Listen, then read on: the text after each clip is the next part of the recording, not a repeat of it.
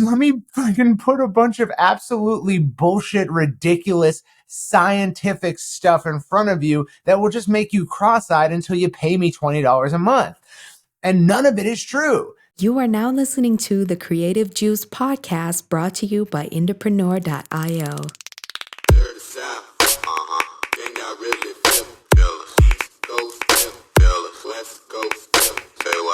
What's up, indies? Welcome back to Creative Juice. This is the podcast where we cover growing and monetizing your fan base and building a music career with marketing strategies that are working right now based on what we see across our music marketing agency and our community of thousands of artists and bands. I hope you enjoy and subscribe. I'm your host, Jack McCarthy. This is episode 359. And with me, as always, is Circa. Circa, what's up, dude? What are we talking about today? You're the guy with the topic, but I'm going to give you all a little hint. It's about music marketing. Oh, I'm going to clue y'all in. Man, that was a big drop there. Yeah, I didn't know what you were going to say. I like to leak deets. Really burying the lead. I love it. Guys, today we're going to be talking about some mistakes to avoid in your music marketing. And I think this will be a helpful continuation of what we talked about on last week's episode, where we were talking about quality assurance and building in time to track your progress and what you're actually working on.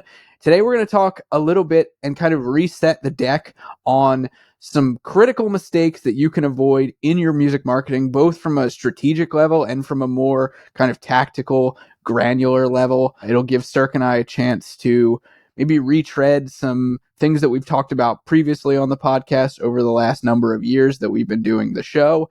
And I think it will give you some things to think about and things to watch out for in your own marketing based on stories that we've got to share from our agency and across the whole Entrepreneur community. I'm excited about it. Yeah, this might be a little bit preaching to the choir. Okay, if you're listening to this podcast, you might be the converted, all right?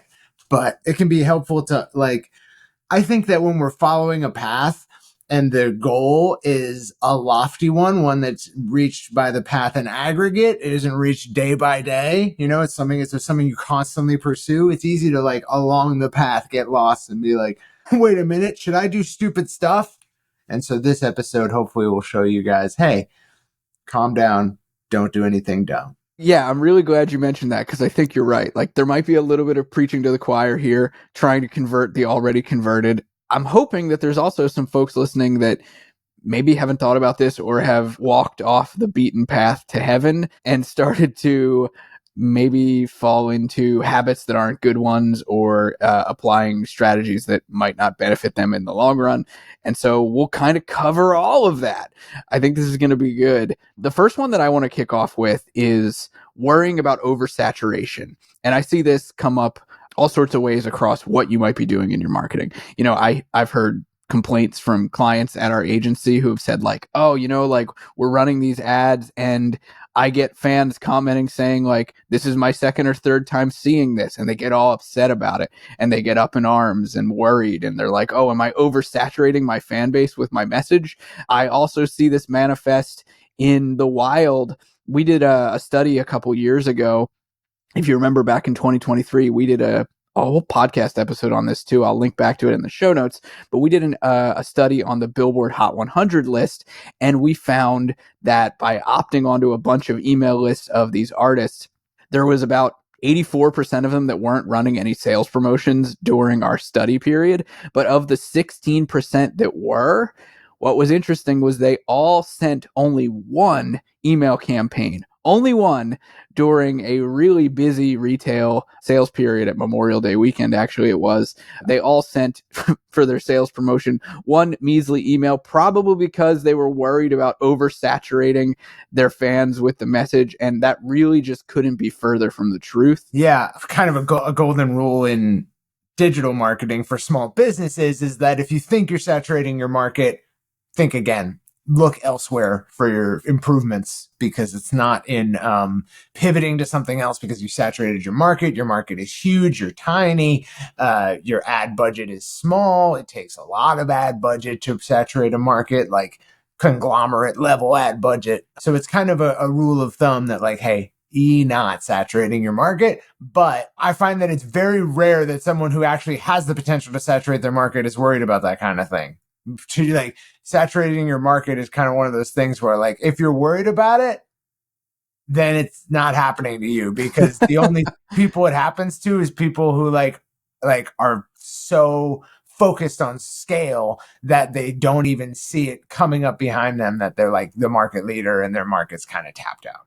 Yeah, totally. And, another kind of small business, local business, whatever you want to call it, a marketing mantra that you often hear, and Cirque and I have probably had this hammered into our heads from a young age, is the fortune is in the follow-up, right? And this applies to the idea of oversaturation as well. Sometimes your fans are going to need to see something more than once, whether that's an ad with your song, whether that's an email about a sale that you're running, whether that's post about your record that you're releasing or your tour. People are going to need to hear it more than once. And so whether that's one time or 7 times or 10 times, and you bake in different ways to talk about the same thing, you're not oversaturating your fans with your messaging. It's just not happening. The scale that Cirque mentioned is definitely one thing worth considering, but I think it's also just bring it back to basics.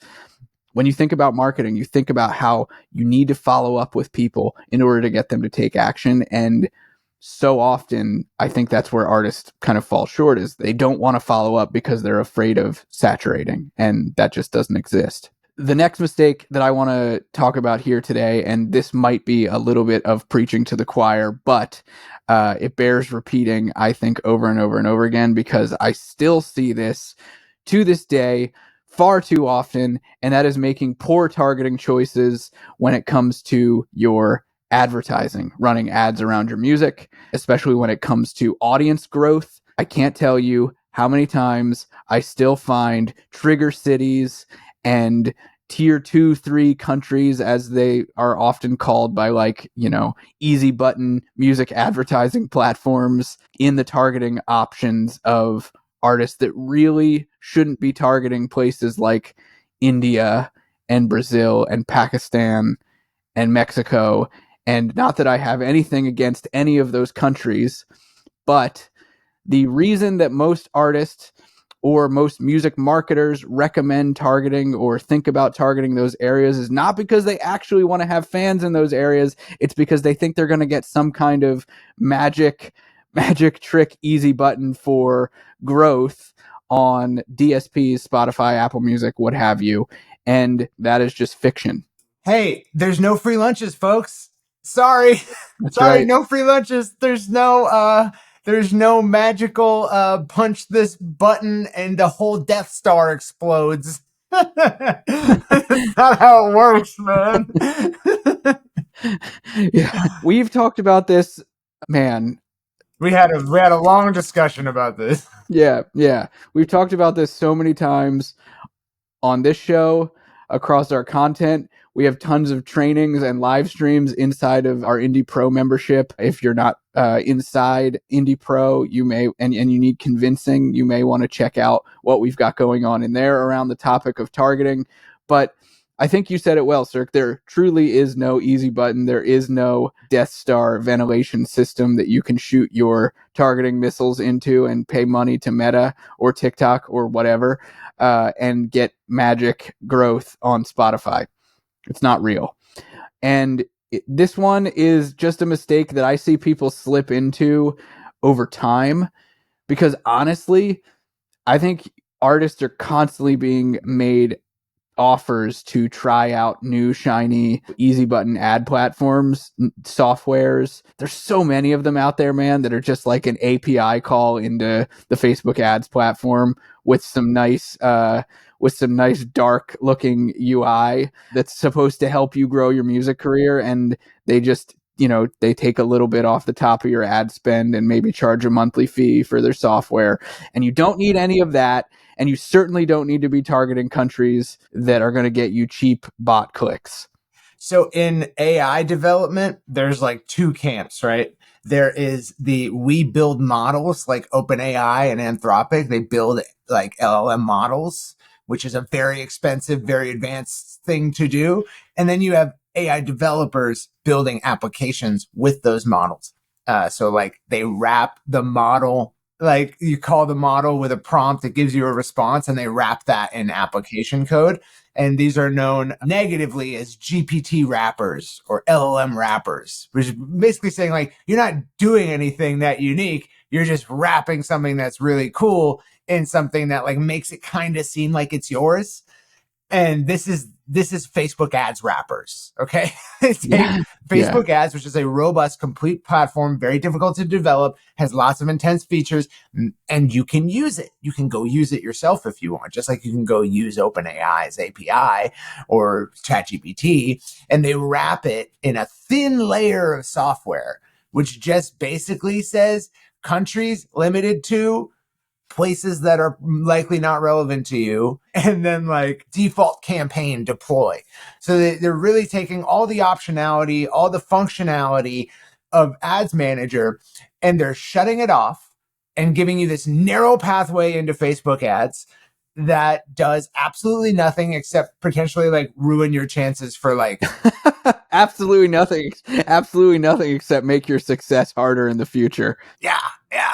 And so, okay, look, you want to build a marketing application for musicians. So you stand on the shoulders of giants, you build a thin software layer and a dark mode UI around Facebook ads. Then you have to instantiate your own value. You have to tell the market, hey, don't use Facebook ads. Don't learn Facebook ads. What? That's too complicated. You're stupid. You're a dumb musician. Come use our Easy Does It platform. It'll be much better. You just pay us $20 a month plus your ad budget, which you would have paid to Facebook ads anyways. And then we will do it for you. And you don't have to worry about it because let's be honest, you're dumb. That's essentially the marketing argument they're making.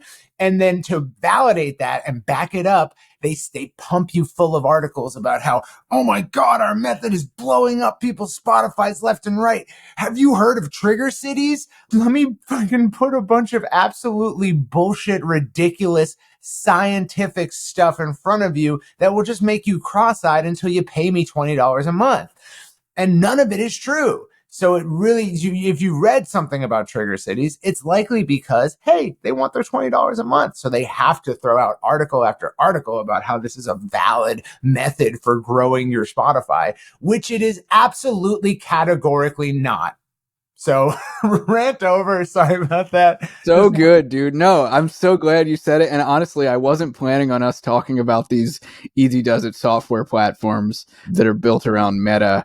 But you really don't need those either. And I'm not saying that it's a mistake to use those, but it's definitely like, you shouldn't waste your freaking money, dude. Like, it's not worth $9, $20, $25, $49.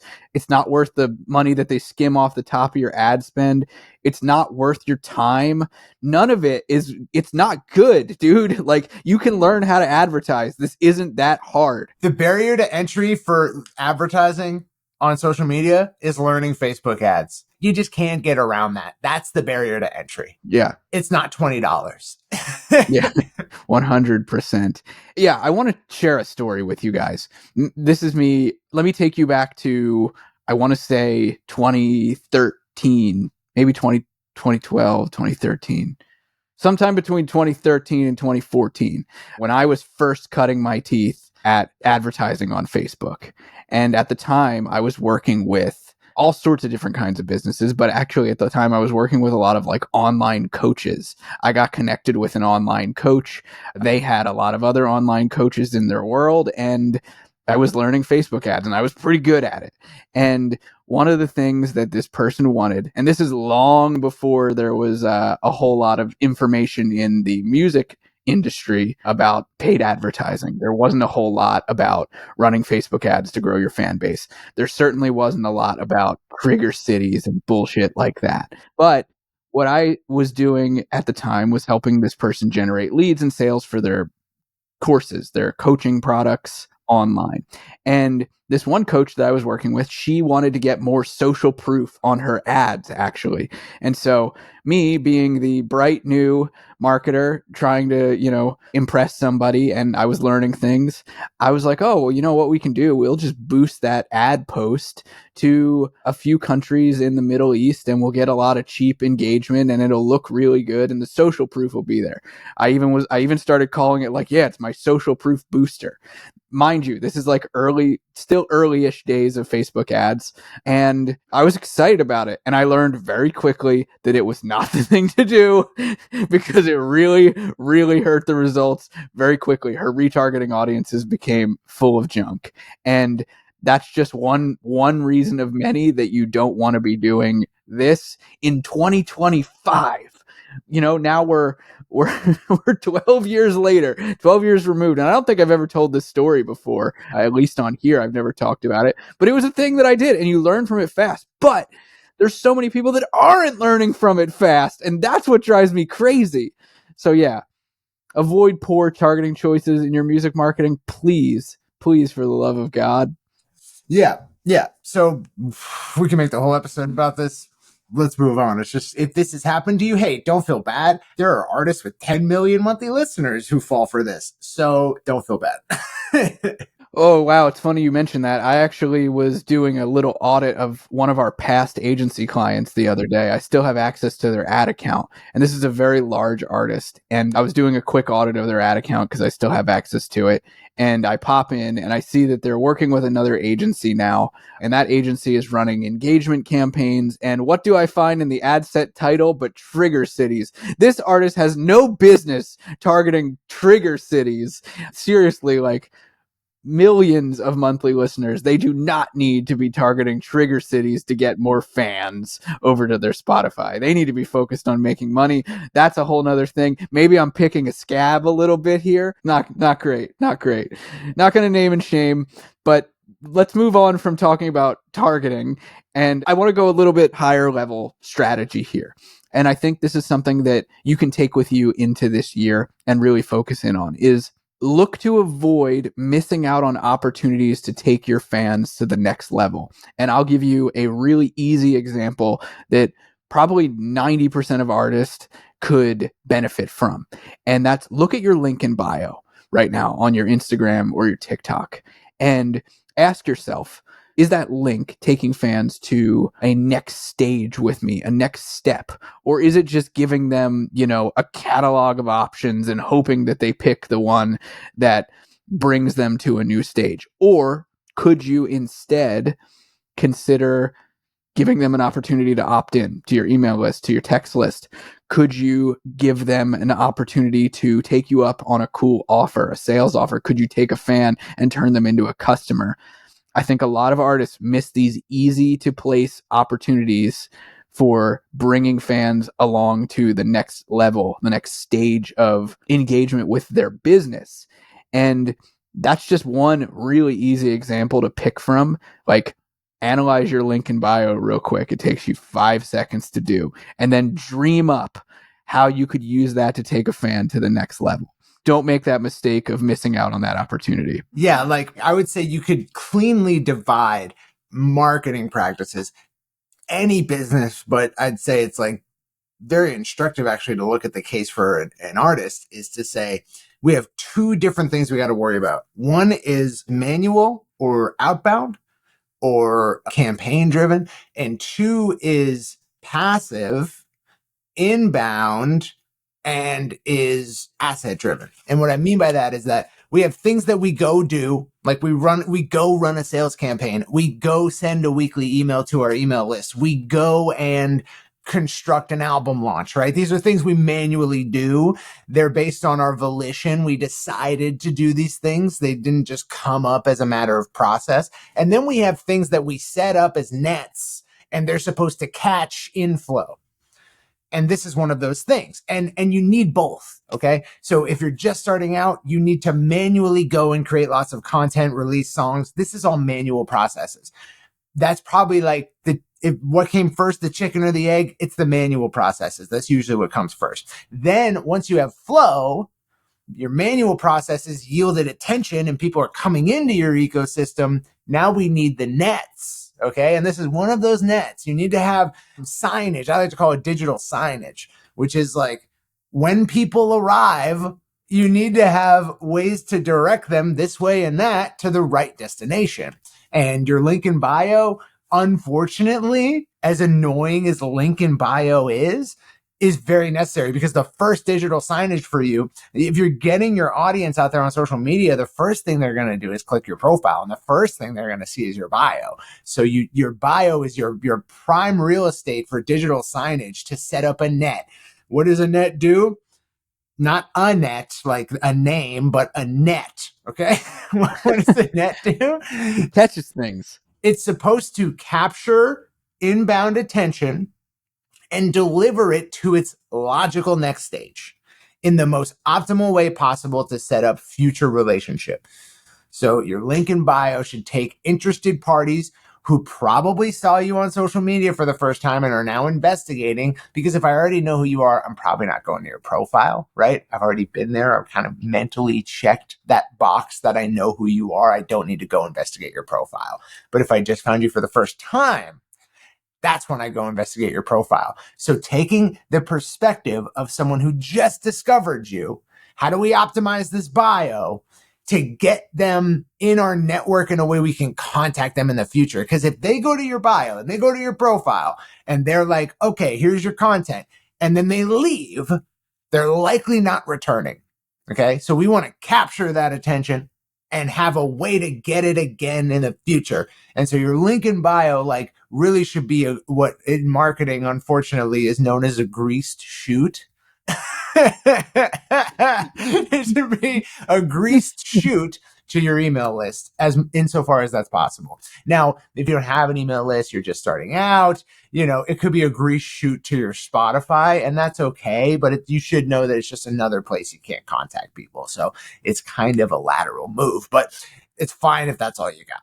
So hopefully that describes the psychology of what we're setting up here. We got our manual outbound activities. We've got our passive inbound nets that we need to set up. And your first net that you're going to set up, your first, attention capture mechanism is probably going to be your social media bio. And so we want to convert that attention into something we can actually use later on.